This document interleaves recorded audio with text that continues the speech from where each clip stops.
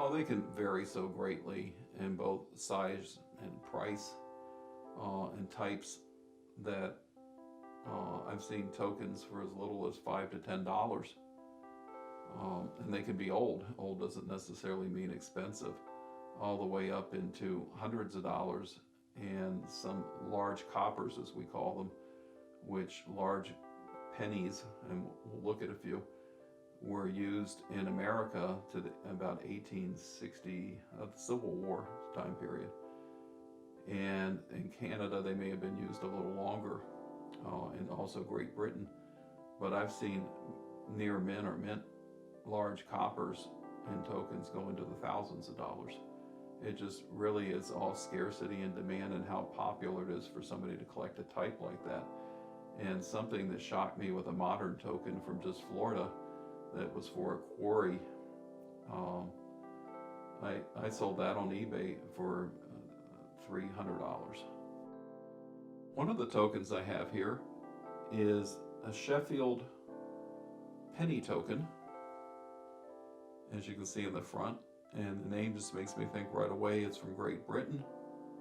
And this was for overseers of the poor in 1813 in a poorhouse on the reverse.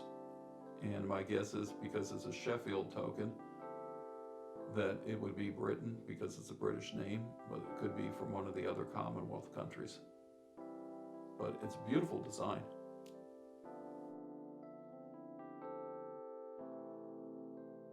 This next token is the Nova Scotia province.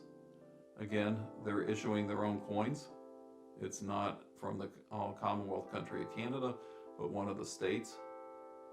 And it has on the back the thistles of Scotland, which a lot of Nova Scotia was settled by the Scottish, so they kept their Scottish emblem on the reverse. It looks like King George on the front, but it's some man. And it's dated 1832. I'm not exactly sure when we stopped with the Georges and started with the Victorias, but my sense is this is near the end of the George range, and it has a hole in the top, so it was likely worn as an amulet.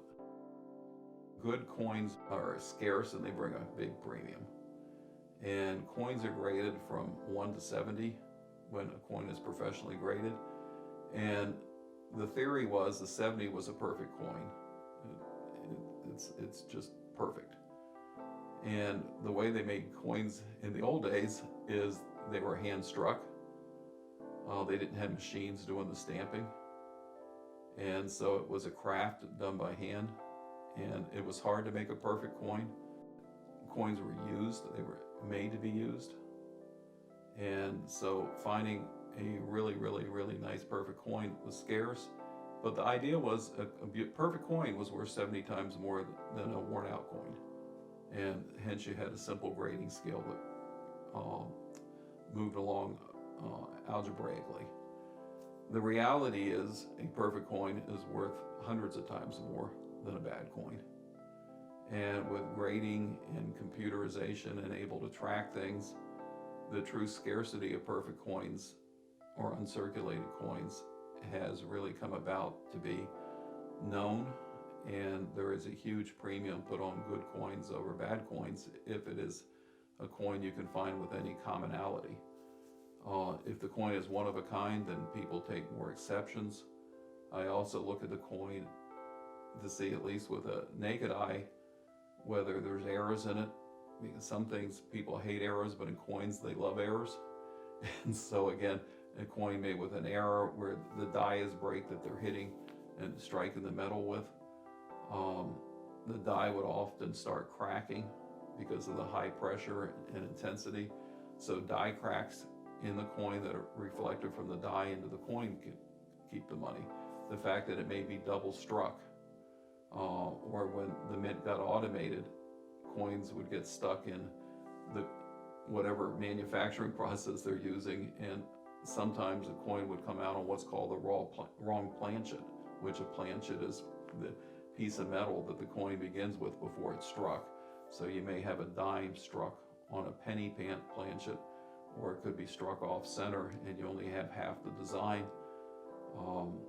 There were when coins began to become clad and not pure silver, but silver over copper or something, or nickel over copper. Sometimes they would forget the layers of the planchets, and that also you look for errors. But I look, and I'm past really wanting to. I had large sets. For example, I had a complete set of half dimes in uncirculated condition, so I'm done with that part of my life. And I'm looking now at and intrigued with the old copper coins and going back to the tokens and things that I really enjoy for the historical value or what they can relate me to.